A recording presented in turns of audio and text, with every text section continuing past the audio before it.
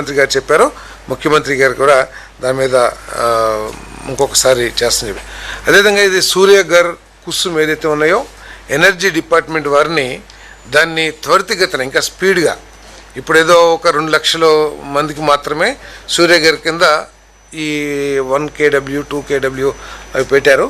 ఈ ఇంకా స్పీడప్ చేయమని చెప్పేసి దాని మీద చర్యలు తీసుకోమని దానికి కావాల్సిన కాంపోనెంట్స్ తయారీదారులతో మాట్లాడి ఇంకా మ్యానుఫ్యాక్చరింగ్ పెంచి మా రాష్ట్రంలోకి మీరు సప్లై చేయాలని విధంగా కూడా సప్లై చైన్తో కూడా డిస్కస్ చేయమని చెప్పేసి కూడా చెప్పడం జరిగింది. అదేవిధంగా సిబిజీ ప్లాంట్స్ అంటే ఆల్టర్నేటివ్ ఫ్యూల్స్ అంటే ఫాసిల్ ఫ్యూల్స్ ఇవన్నీ ఏదైతే పెట్రోలియం ఏదైతే ఉన్నాయో వాటిని తగ్గించే విధంగా మన రాష్ట్రంలో ఫ్యూచర్ ప్లాన్స్ ఉండాలని చెప్పేసి కూడా చెప్పడం జరిగింది. సో నా దేశం నా బాధ్యత దీనంతా కూడా పబ్లిక్లోకి ఎక్కువగా తీసుకెళ్ళమని చెప్పేసి ముఖ్యమంత్రి గారు మమ్మల్ని అందరూ కూడా ఆదేశించారని చెప్పేసి నేను మనవి చేస్తాను. ఎందుకంటే అన్నీ మంచి జరిగితే ఈ సమస్య రాకపోతే అందరూ హ్యాపీ, కానీ సమస్య కొనసాగినా కూడా ఉత్పన్నమయ్యే పరిస్థితులు ఎదుర్కొనడానికి మన సమాజం సిద్ధంగా ఉండాలి అనే ఉద్దేశంతో చెప్పారని చెప్పేది. అంతేగాని ప్యానిక్గా ఏదో జరిగిపోతుంది స్టేట్మెంట్ ఇచ్చారు, గ్యాస్ సిలిండర్లు ఒక 10 సిలిండర్లు కొనుక్కుందాం లేకపోతే అన్ని కార్లన్నీ కూడా ఫుల్ చేసుకుని అంటే ప్యానిక్ పర్చేజ్ అక్కర్లేదు. ఇది ఓన్లీ ఒక ప్రికాషనరీ సజెషన్ అంతే. ఎందుకంటే ఈ అగ్రికల్చర్ ప్రొడక్ట్స్ మీద ప్రత్యేకంగా రేపు యూరియా ఉంది.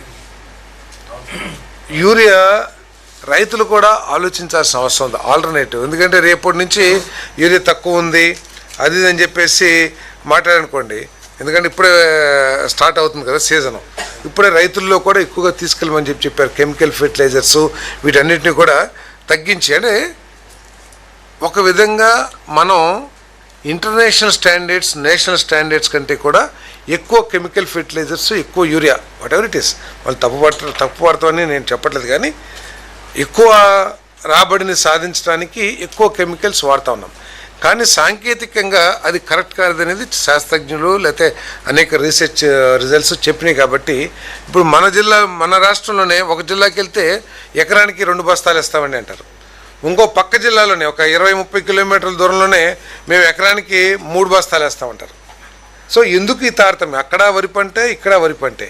సో ఈ తారతమ్యం అలవాటును బట్టో లేకపోతే ఒక దీంతో వచ్చింది. కాబట్టి దీన్ని కొద్దిగా లాజికల్గా ఆలోచించి దీన్ని కెమికల్ ఫెర్టిలైజర్స్ లేకపోతే యూరియా ఇవన్నీ కూడా తగ్గించుకోవాలని రైతుల్లోకి ఎడ్యుకేట్ చేయమని చెప్పడం జరిగింది.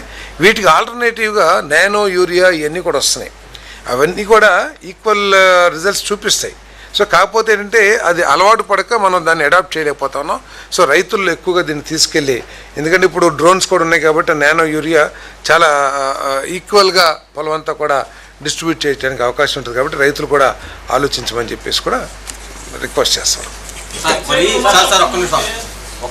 ఇప్పుడు స్టేట్ ఓన్ ట్యాక్స్ రెవెన్యూలో పెట్రోల్ డీజిల్ చాలా కీలకమైనవి. రెవెన్యూ మీరు తీసుకుంటున్న ఈ పొదుపు చర్యల వల్ల పెట్రోల్ డీజిల్ మీద వచ్చే ఆదాయం గణనీయంగా పడిపోయే ప్రమాదం ఉంది కదా సార్. ఇది మనం క్రైసిస్ వచ్చినప్పుడు దాన్ని ఎట్లా ఎదుర్కోవాలని చూడాలి తప్పితే మన ఆదాయాలు తగ్గుతాయా పెరుగుతాయా. ఇక్కడ ఆదాయాలు తగ్గినా కూడా అక్కడ విదేశీ మార్గద్రవ్యాలు తరిగిపోయినాయి అనుకోండి, మనకి అవసరమైన వస్తువులను ఇంపోర్ట్ చేసుకోవాలని పరిస్థితులు ఉంటాం. సో భారతదేశం మనం ముఖ్యం, భారతీయుల ముందు. సో ఇక్కడ ఆదేశం ఇప్పుడు అందుకేనే కదా ఈరోజు ఇంకా నెక్స్ట్ చెప్తాను ఎన్ని మంచి పెద్ద పెద్ద ఇన్వెస్ట్మెంట్స్ ఈ రాష్ట్రంలో రాబోతున్నాయో.